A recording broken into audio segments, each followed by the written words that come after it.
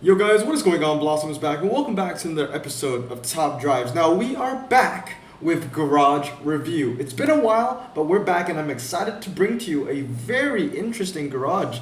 This is the first ever garage where we're going to see a new player utilize nothing but Blossom Choice. Or I guess not nothing but Blossom Choice, but prioritizing my, Blossom Choice list. So, when I mean new player, I mean this is a brand new player, right? So today we're going to be checking out Birdie's account. You might know his name, he's been in my streams, so shout out Birdie. He started playing actively in October of 2020. So literally like what, 2-3 months ago? Like he just started playing. His favorite cars are 80s to 90s French cars, and his favorite brands are BMW and Honda. His Yellowbird is, he just began with the Yellowbird competition, so I'll be giving you a lot of kind of feedback and cars to recommend for you to keep so you can progress in the Yellowbird championships. But with that said, let's check it out. Not even RQ 500 yet, RQ 490, 2,600 trophies, 10 renown, 285 cash, and 336 gold. I do not believe he is a free-to-play. He may be. We will check it out. You guys can judge. He hasn't told me, but I'm sure that he'll probably answer my question once the video comes out. So, starting off with the commons, let's check out his collection. We see Chrysler Imperial, but that's the old Imperial, not the American Frontier Imperial. So I don't think we'll be needing that for the next legendary challenge. Here are the Imperials that you need, or you needed. I would say make a safe bet for yourself to start collecting the Chrysler Imperial Frank Sinatra edition, this one right here, because this might be the next Imperial that you need. There are only 3 of them, and this is the last one. But really, at the end of the day, I'm really thinking of, if once we move outside of the Imperials, maybe Hutch would like to use the AMC Pacer, or the Gremlin, or both. Or the Chrysler New Yorkers, because there are 2 of them. I'm a little apprehensive about that because there's only 2, and in the past we've seen 3 variations, but you never know. Next up, we've got the Peugeots, the key cars, and that's it. That's the entire common collection. It's incredibly small. However, I'm really excited to show you how much Blossom Choices can pay off here, because there are going to be a lot of low-end Blossom Choice cars, and it was funny because he didn't tell me that he was following the Blossom Choice exclusively. But when I went on to check the video out, to check out his garage, I was like, yo, this man's got a lot of the key cars. Like, these are cars that I recommended. So I went on to ask Birdie afterwards, and he was like, yeah, I've been following Blossom Choice. And I have to say, it's been looking really good. I've seen some people question the Blossom Choice selections, thinking it might be biased to cars that I like. No, I work on them with like Leo and people in my server to make it unbiased as possible. I even took out the DPS Superleggera, which was like the only biased one there. In my opinion, I genuinely think that all the cards I've picked are actually really, really good at their game.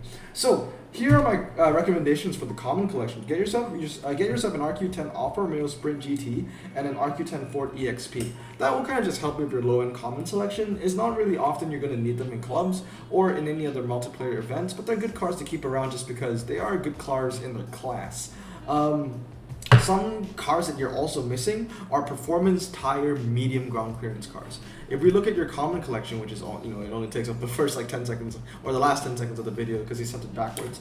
There really aren't any medium ground clearance performance tire cars here. It's all standard. It's all low. Like this is literally all low.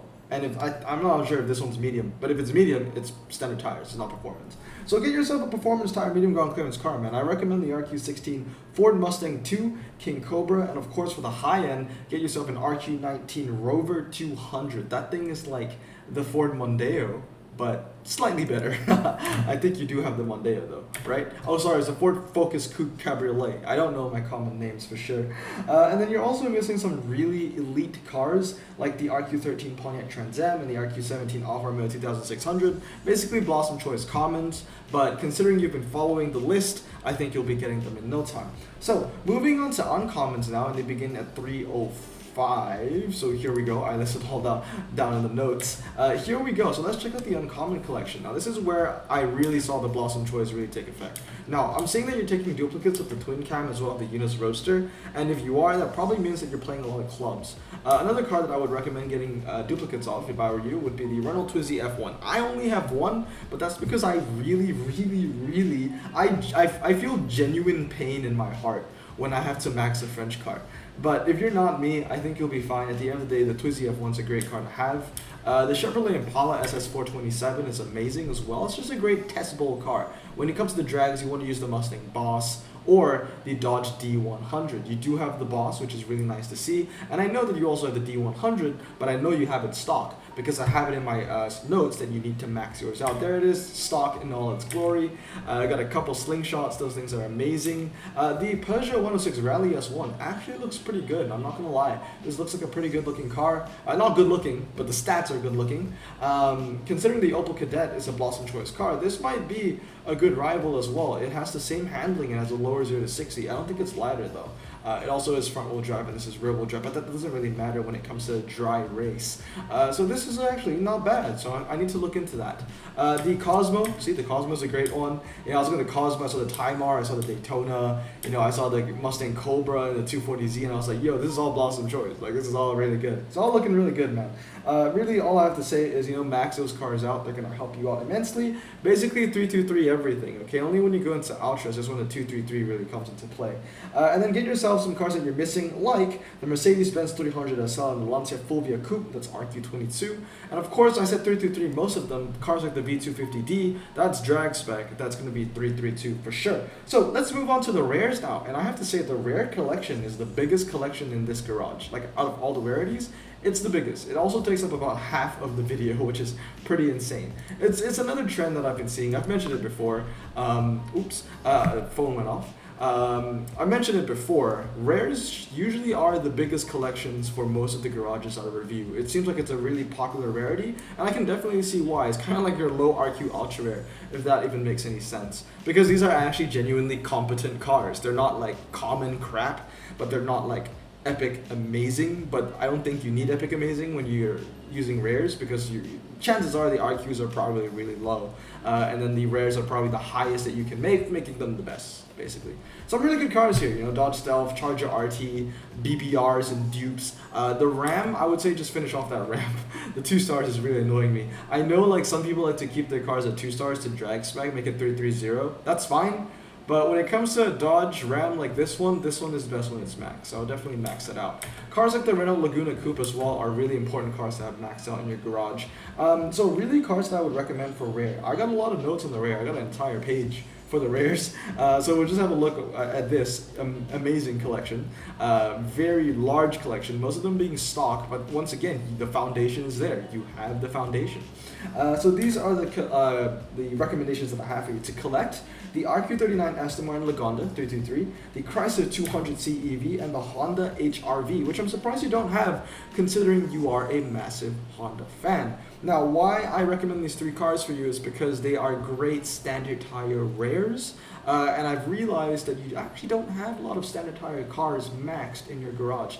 And then more so, to finish off, these are the priority cars that you already have in your garage that you need to max, would be the Vauxhall Chevette, best medium ground clearance vanilla car, the Dodge Ram, the one that I talked about that you just need to finish, and the RQ36 Renault Laguna Coupe at 323. Those are kind of just the priority maxes, along with the Opel GT, which we see the Opel GT that we saw earlier, the RQ34 or 35, the Chevrolet 396 Corvette C2. The only reason why I mentioned that is because you have no chance of getting the Pontiac Firebird anymore, and that's kind of the car that you want for the test bowl, for the mid RQ rares. I know you have the Ghibli as well, so those 2 cars kind of work together hand in hand. And of course, the Opel Mansa 400 right here. Amazing little machine. I think it's 5989 max. Is also really, really light.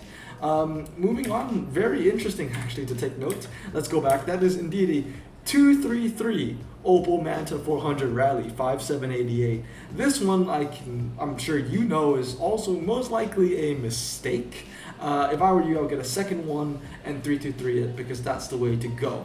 88 handling, I mean, that's a dead giveaway, that's 233, because everybody knows that the 323 version hits 87. But yeah, it's a really nice collection. I would also say collect the Chevrolet Malibu as well as the Dodge Hornet. Now, I feel like the Dodge Hornet is a car that you already know that you need to get, but it's a car that maybe you haven't dropped yet. So good luck to you. Hopefully you get a Dodge Hornet soon. One really interesting thing as well is that you don't have a Caterham 160. You need a Caterham 7160. It's the RQ31 blue Caterham. No, I don't think it's blue. It's just that I think it's blue because rare is blue. But it's that standard tire RQ31 Caterham that everybody has. You need to get that. So good. Handling is decent. Standard tire car. Super light as well. But it's not exactly a super light. So the verdict so far, and I have this whole note here, it's a nice collection that you have, you know, let's just rewind this back and have a look. It's a really nice collection so far. If I were you, I would take three things into account, three priorities into account. Because I know you have a lot of rares and you probably want to max out some super rares, but before you put your rares into your super rares, these are the three things that you need to think about for cars that you need to save. Number one, the Blossom choices. Keep them around. Number two, your favorites, whatever cars you like, maybe the Hondas and the Renaults and the BMWs, keep them around because you like them. You know, that could be your speciality. And number three, cars from the Yellowbird countries you have yet to progress in. So I have down in my notes that you are really far behind in the UK, in Germany, and Japan. So if I were you, if I was going to put some rares into some super rares to max them out, I would think, you know, this car is German, I'll probably keep it in my garage because I'm going to need it for the championships.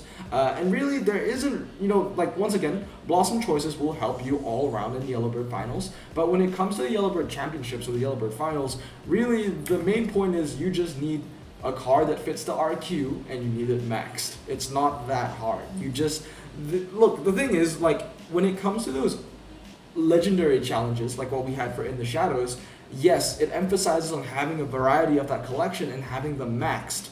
But for the Yellowbird, it's just emphasizing on your garage having a variety and maybe having them at like 2-star, 3-star, actually having them max as well. It's just that it's less specific. You know, In the Shadows is really specific. It's like 60 cars out of 2,000 in the game. But really for Yellowbird Championships, just have them maxed.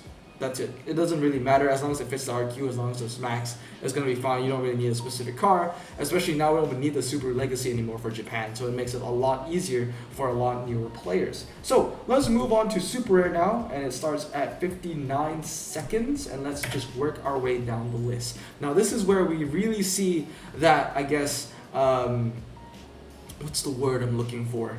Like new, you know?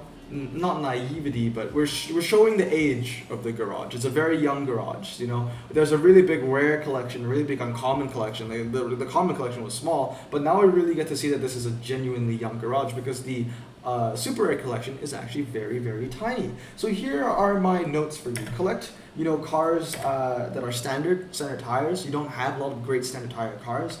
So the Audi Quattro, the Chrysler 200S, the Fiat Abarth 131, and the Ford Mustang. Oh, the Fiat Abarth 131 is the off-road. That's a good one for clubs. That's why I put it there. And then cars that you already have in your garage that you need to max would be the Acura RSX and the Abarth 10,000 TC. The Abarth 10,000 TC, why I mentioned it is, although In the Shadows is over, it's still a great light car with, you know, a pretty strong 0 to 60. So it's a decent car to have in your garage nonetheless. Now, your priorities to work on here in your Super Rare collection is standard tire cars, medium ground clearance, 4-wheel drive cars for the high and low RQs of Super Rare. So kind of like 49, 48, 40 to 42, and then work on your low RQ drags. You do not have a lot of low RQ dragsters. So here's a new section to Garage Review. These are the best packs for you to open, Birdie. These 3 packs are my recommendations. The first one is the Japanese Premium. Open some Japanese Premiums because they have some great 4-wheel drive standards and they have Honda, which is a car that you love very much, or a brand that you love very much. I would also recommend some American Premiums. They have some great City Streets cars in the Mustang, some decent dragsters, especially the El Camino, which you do not have, and some great saloons. And then, of course, the last one that I recommend is just the normal vanilla ceramic. Because, you know, opening a ceramic, you don't know what you can get. You can get basically anything. So I guess you do know what you can get, but you can get anything. So it's really broad. So this is the 3 packs that I would definitely recommend you to look into. And obviously the normal ceramics are cheaper and the odds are better. So those are the ones that I would recommend out of all of them, all of the packs in the game. But the Japanese Premium and the American Premiums wouldn't fare you too badly either. And it's a quick way for you to get a nice Super for a 4-wheel drive standard tire car, or you know, an El Camino, or at least your odds of getting an El Camino in American Premium Pack is a lot smaller, or a lot better than opening a vanilla ceramic. So that's up to you. Anyway, moving on to ultra rares, we're just gonna showcase what you got, starting at 20 seconds over here.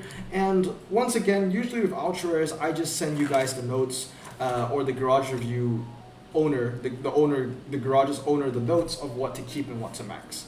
What to max and what to fuse. You have total 18 fuse. I would say get rid of cars like the Bentley WO. You can get rid of both of them because they're trash. A lot of In the Shadows. You open a lot of In the Shadows packs. We can see that considering you have all the bird cages. You got 4 bird cages, 4 Alfetas.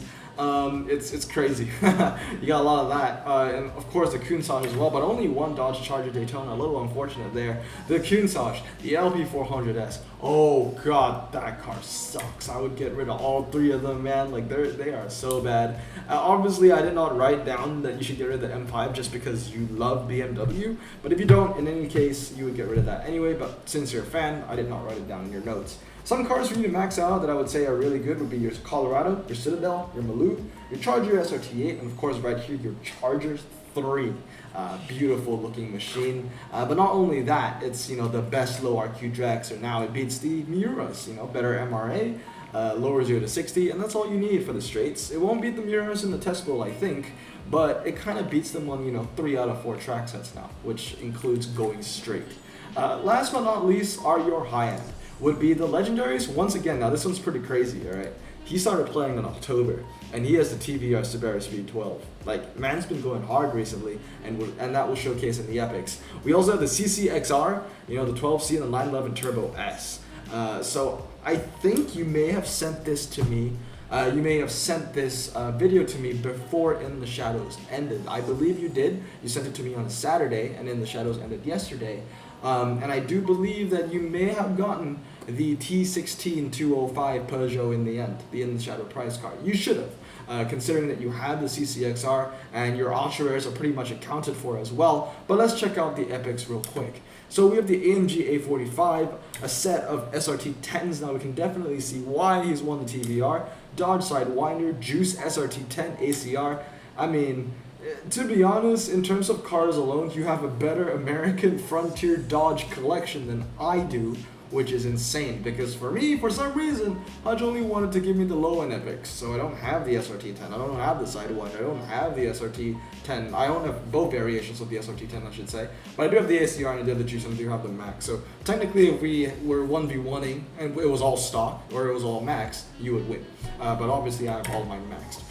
Looking at the rest here, Forge Edge, ST, you know, it's a good looking car. You might need that in the future. Ooh, you actually don't have any In the Shadows Epic, so I'm not sure if you got that Peugeot in the end. But I would say this. Congrats on the TVR, man. Like, you got that thing really quickly, considering you only started playing actively in October.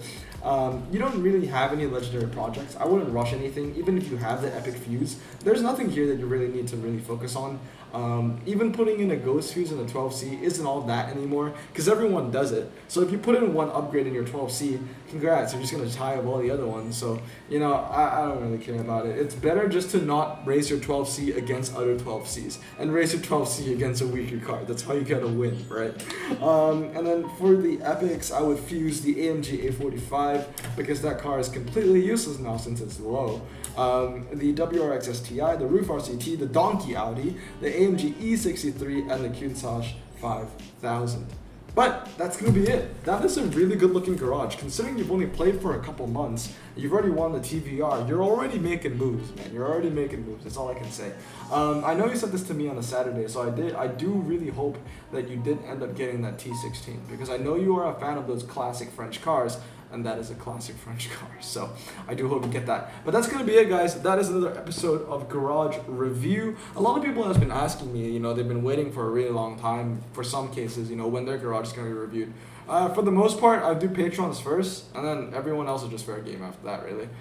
So that's gonna be it. Hope you enjoyed this episode of Garage Review. Thank you, Birdie, for sending me your garage. It's definitely coming well together. The foundations are great, and I can see that you're going to be doing really well in events to come if you keep going at the rate you're going. Once again, I don't know if you're free to play. I don't think you're free to play the TBR finals. I mean, looking at the epics, but who knows? You may have been saving gold since October 2020, and you kind of just like let the gates open. You never know. Anyway, that's going to be it, guys. Remember, stay safe, wash your hands, and blossom out. Peace.